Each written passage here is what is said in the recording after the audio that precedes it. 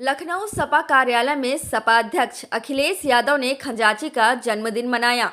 नोटबंदी में बैंक के लाइन में खजांची का जन्म हुआ था और आज वह 8 साल का हो गया है। सपा प्रमुख अखिलेश यादव ने खजांची का जन्मदिन मनाया।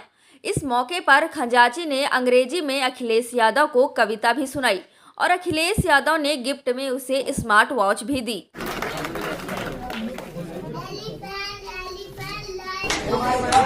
हमारे पैसे दो, हमारे पैसे दो, हमारे परमिशन नहीं होगी,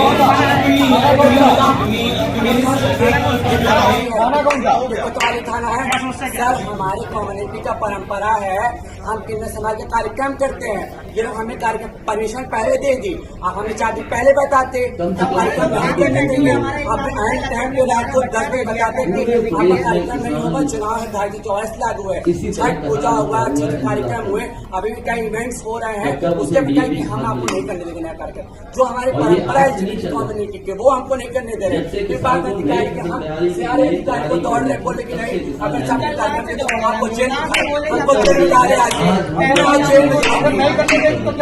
मुझे जेल जाना है, कार्यक्रम मुझे जेल जाना है, मुझे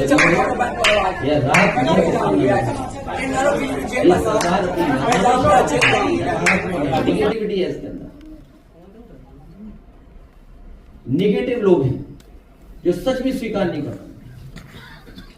सामने जो हो रहा है वो भी नहीं स्वीकार करता।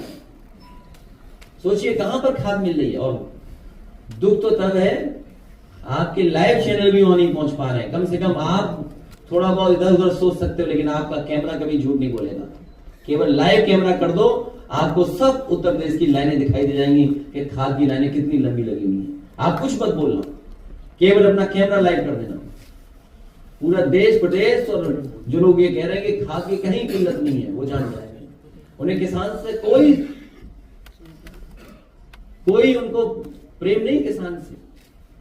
ये लोग तो केवल पहले बोरी में चोरी कर रहे थे, पूरी बोरी चोरी करनी। कहीं नकली खाद पकड़ी जा रही है, जो नकली खाद पकड़ी भी जा रही है, जो खाद माफिया है वो सब बीजेपी के लोग हैं। बीजेपी के लोग मिलकर के खाद माफिया के साथ ये सब काम कर रहे हैं।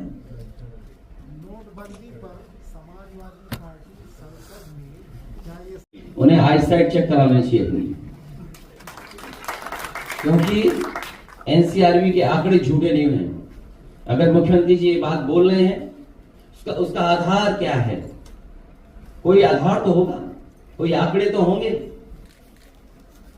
इसीलिए जो अपने सच्चे मुकदमे वापस लेते हो उनसे क्या उम्मीद करोगे? ये भी कह रहा है कि जब सपा सत्ता में आती है तो कानून व्यवस्था का पालन नहीं होता। मुझे उम्मीद है कि जो 50वें पायदान से जो सबसे ऊंचे बैठ गए हैं, जो 48 पायदान पे अधिकारी, उनसे जाकर के चर्चा कर लो इस बारे में। और जिनके पास कार्यकारी हो, सब कार्यकारी ही हो, उनसे क्या उम्मीद करोगे? उनसे क्या संभलेगा? पार्टी की तरफ से ज्ञापन दिया गया है अधिकारी मनमानी कर रहे हैं। और बुलडोजर प्रतीक नहीं हो सकता है, लेकिन सरकार बुलडोजर से चला रही थी। और वो भी सुप्रीम कोर्ट ने फिर कहा यह बहुत मनमानी है कि आप बुलडोजर लेकर नहीं आ सकते और रातों रात घर नहीं तोड़ सकते हैं। आप परिवार को घर खाली करने का समय नहीं देते हैं। घरेलू सामानों का क्या उचित प्रक्रिया का पालन किया जाना चाहिए था, वहीं पूरी तरह जंगल राज और अराजकता है। सोचिए सुप्रीम कोर्ट में यह टिप्पणी होती हो, क्या आप बुलडोजर लेकर के जाते हैं, लेकिन घर परिवार के लोगों को अपना सामान निकालने का भी मौका नहीं देते हैं। जो घर की गृहस्थी है उसको भी निकालने का मौका नहीं देते हैं। समय नोटिस मिलना चाहिए, नोटिस नहीं देते हैं, और उसकी वजह से सरकार को ये अपमान झेलना पड़ रहा है। और ये पहली बार जुर्माना ही नहीं, बल्कि कोर्ट ने ये कहा है कि ऐसे अधिकारियों के खिलाफ कार्रवाई भी हो जिन्होंने इस तरह का काम किया है, और वो भी कहां, मुख्यमंत्री जी के घर के बिल्कुल बगल में। ये उस पर इस तरह का सुप्रीम कोर्ट की टिप्पणी आई है। जो सरकार दूसरों के लिए न्याय का उदाहरण बननी चाहिए वो अन्याय कर रही है, इसलिए आए दिन उसे न्यायपालिका से डांट पड़ रही है, जुर्माना तक लग रहा है। पुलिस छापे मारती थी, अब पुलिस पर छापे पड़ रहे हैं। पुलिस छापे मारती थी, अब पुलिस पर छापे पड़ रहे हैं। और जहां बहुत कुछ मिल रहा है उसके बारे में कहा जाता है कुछ है ही नहीं वहां पर, कुछ निकला ही नहीं वहां पर, कुछ था ही नहीं वहां पर। जिसका काम भेदभाव मिटाना है वो भेदभाव बढ़ा रहे हैं।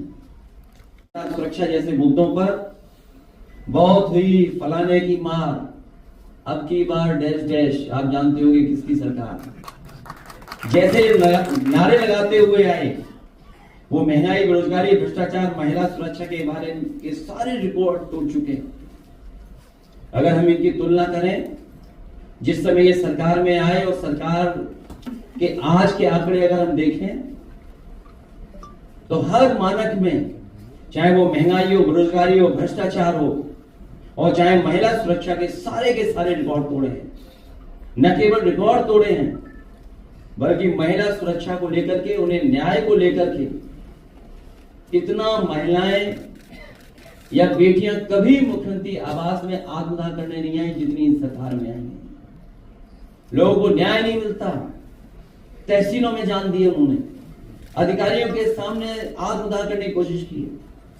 और सोचिए मुख्यमंत्री कार्यालय के बगल में कितने ऊंचे खंबे पर केवल न्याय मिल जाए, उसकी बात सुन लें, उसलिए गरीब को कहां कहां नहीं जाना पड़ रहा है। जिन्हें संविधान के हिसाब से चलना चाहिए वो मन विधान के हिसाब से चल रहे हैं। और जो नारा कभी अंग्रेजों ने लगाया था, अंग्रेजों के जो विचार थे, अंग्रेज तो भारत छोड़ के चले गए, लेकिन अंग्रेज अपने विचारवंशी लोगों को यहीं पर छोड़ गए। जो विचार अंग्रेजों के थे वही विचार इस सरकार के हैं। दिल्ली और लखनऊ सहयोग से चलने चाहिए, यहां तो विरोध से चल रहे हैं। डबल इंजन उल्टे लगे हैं, या आमने सामने दोनों एक दिशा में नहीं है। लगता तो यह है कि डबल इंजन जो इंजन है अब एक दूसरे को खींच रहे हैं। किस दिशा में खींच रहे हैं वो उत्तर प्रदेश की जनता बेहतर समझती है।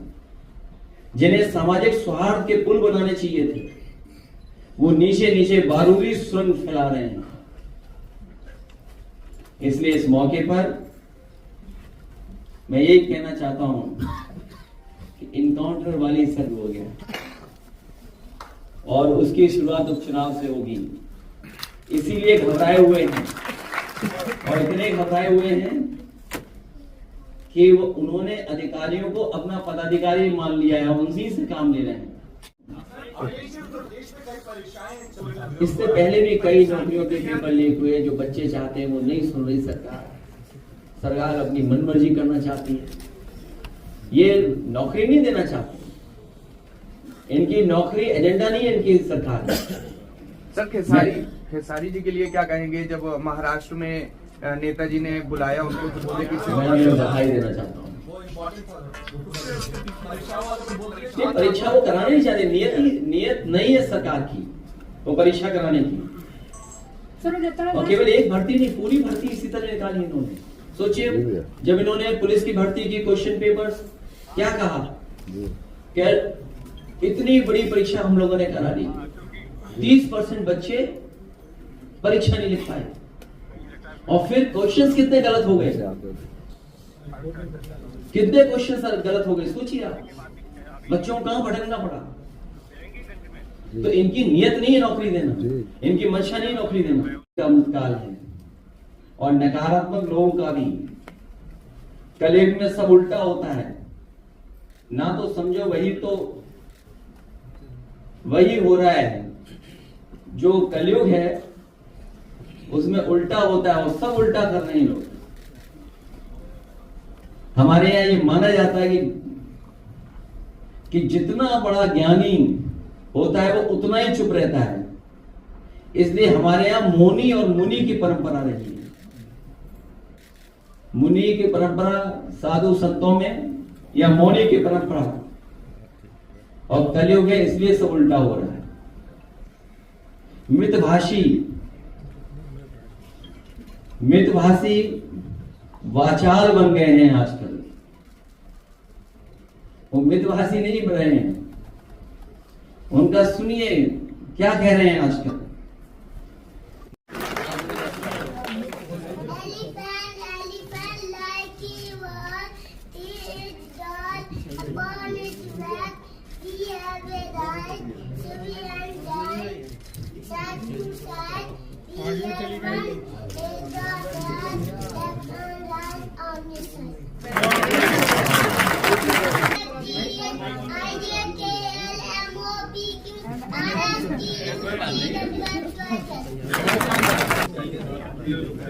चलो बता दो दिन नहीं बचे सरकार के अब। ओम प्रकाश राजभर के कहने ये लोग फॉर्च्यूनर में घूम रहे हैं, इस पे क्या करेंगे? 69 शिक्षक भर्ती की बात राजेश जी नाम है, सुरेश जी। बाजार में देखो वैल्यू ऑफ मनी क्या बची, केवल डॉलर रुपया की तुलना नहीं, वैल्यू ऑफ मनी क्या बचा है, पैसे की सब कुछ वैल्यू खत्म कर दी है।